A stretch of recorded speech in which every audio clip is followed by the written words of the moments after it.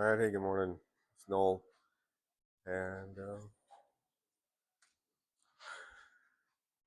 hope you're doing okay. Uh,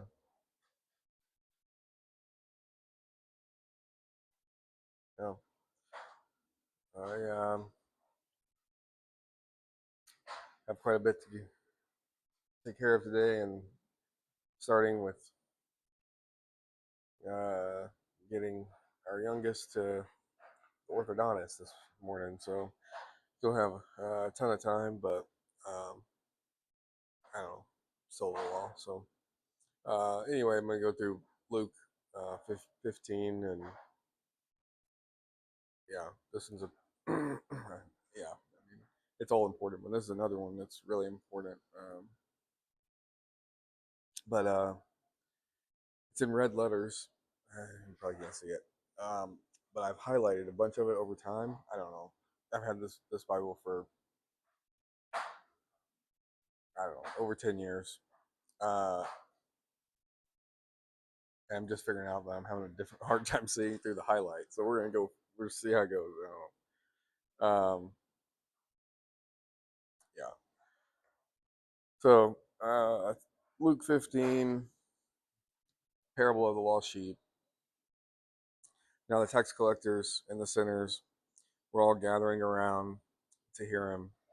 But the Pharisees and the teachers of the law muttered, "This man welcomes sinners and eats with them."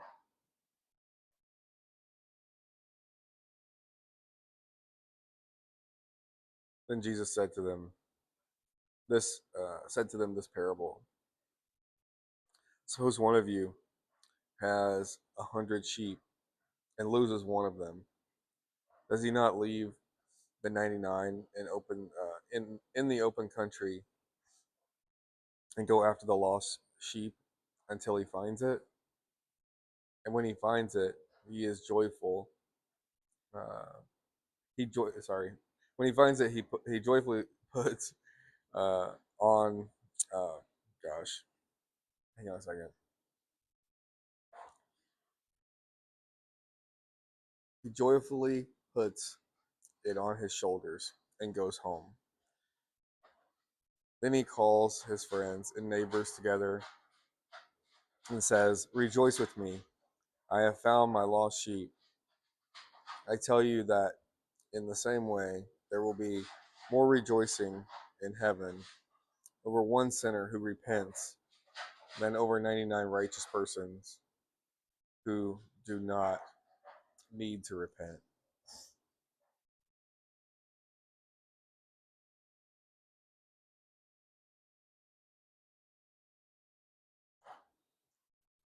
Well, that part kind of gets left out, doesn't it?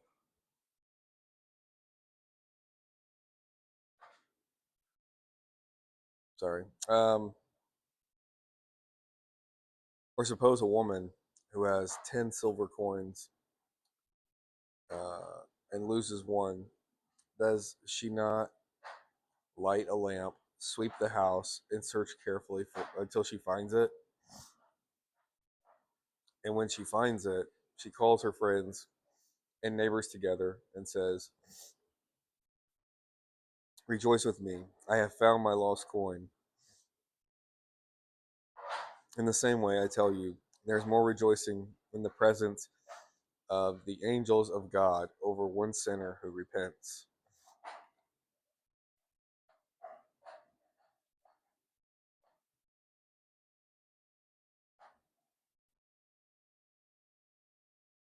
Jesus continued, "There was a man who had two sons.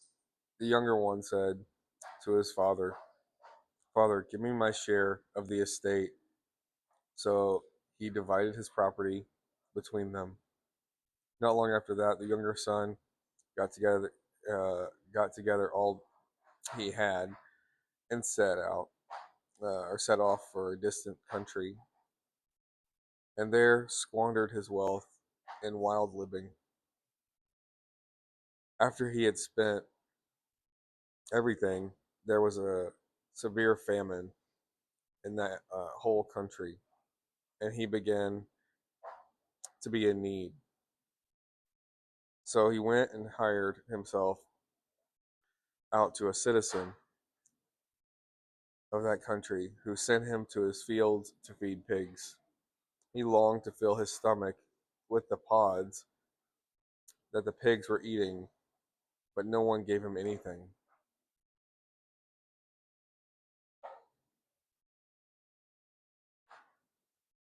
When he came to his senses, he said, "How many of my father's hired men have food to spare? And here I am starving to death. I will set out and go back to my father and say to him, 'Father, I have sinned against heaven and against you. I am no longer worthy to be called your son. Make me one of your hired men.' So he got up and went to his father. But while he was still a long way off, his father saw him and was filled with compassion for him. He ran to his son, threw his arms around him, and kissed him. The son said to him, 'Father, I have sinned against heaven and against you. I am no longer worthy to be called your son.' But the father said to his servant, 'Quick, bring the best robe and put it on him, and put a ring on his finger and sandals on his feet. Bring the fattened calf and kill it. Let's have a feast and celebrate. For this son of mine was dead and is alive again. He was lost and he is found.' So they began to celebrate."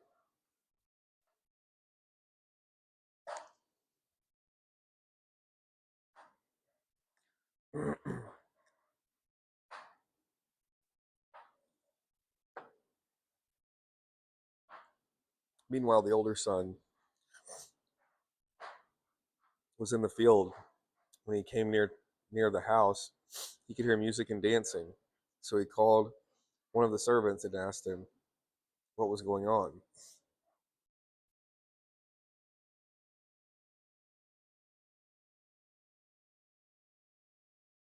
"Your brother has come," he replied. "Your father has killed the fattened calf because he has come back safe and sound." The older brother became angry and refused to go in. So his father went out and pleaded with him. But he answered his father, "Look, all these years I have been slaving for you and never disappointed uh, your orders. Yet you never gave me even a young goat so I could celebrate with my friends. But when but when this son of yours, who has squandered your property with prostitutes, comes home, you killed the fattened calf for him." "My son," the father said, "you are always with me, and everything I have is yours. But we have to celebrate and be glad because this brother of yours was dead and is alive again. He was lost and is found."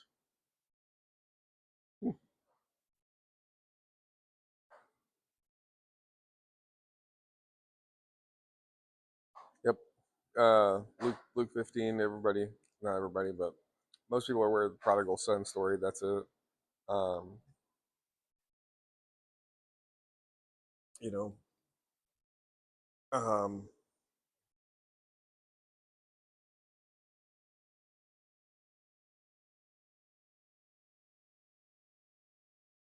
yeah. Uh, but what I really like today is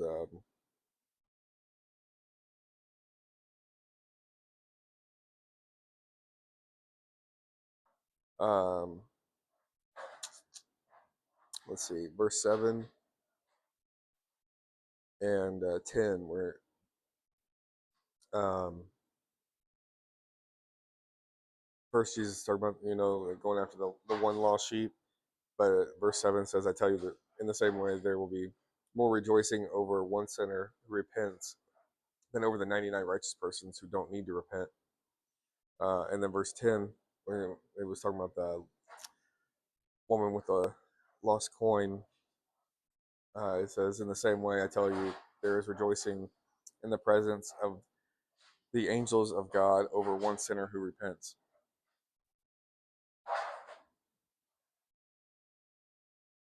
I mean, I don't know. I can't tell if it's me that like misses like stuff uh, or if it's like actually never discussed. But I don't know. Those are like to me some encouraging um, verses, encouraging. You know, like not only is God leaving come look for you,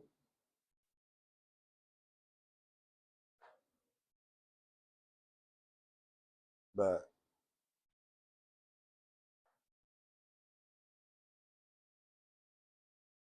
when you repent, this is like you know, heaven is rejoicing. The angels of God are rejoicing. You know, like that's pretty cool. You know, that's pretty cool and worth knowing, and you know,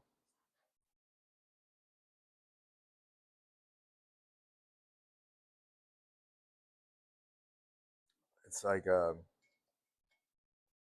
so often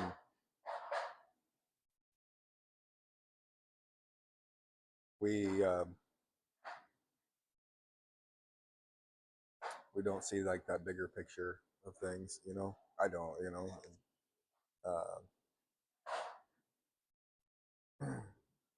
and think about well, what's going on in heaven at the moment. Um, you know.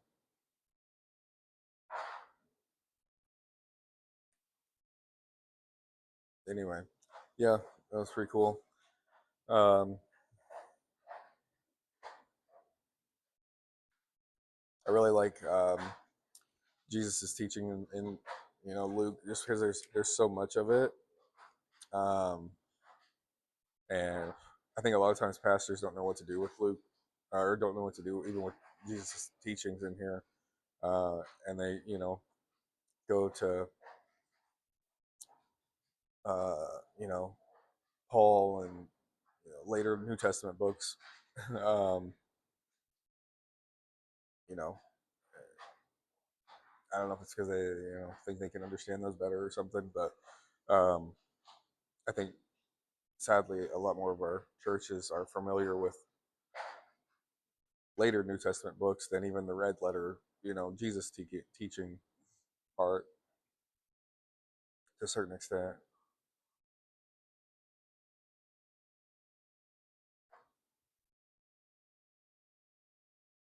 I don't know. Anyway, good stuff. Good stuff. That was a good chapter for today. Um, yeah, like I said, I'm gonna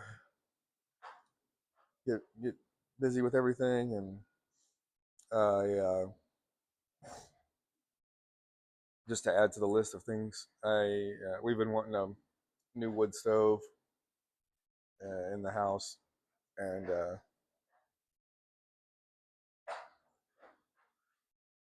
so yesterday I started that and cut the hole in the wall and got that all that part of it installed anyway. So um, yeah, we got a little bit more work done on that. Hopefully today at some point, and yeah, just keep adding stuff to my list for I don't know, so I don't get bored. I guess. Um, yeah, who doesn't like a wood burning stove? So anyway, well, you guys have a good day, and I'll be back tomorrow. All right, bye.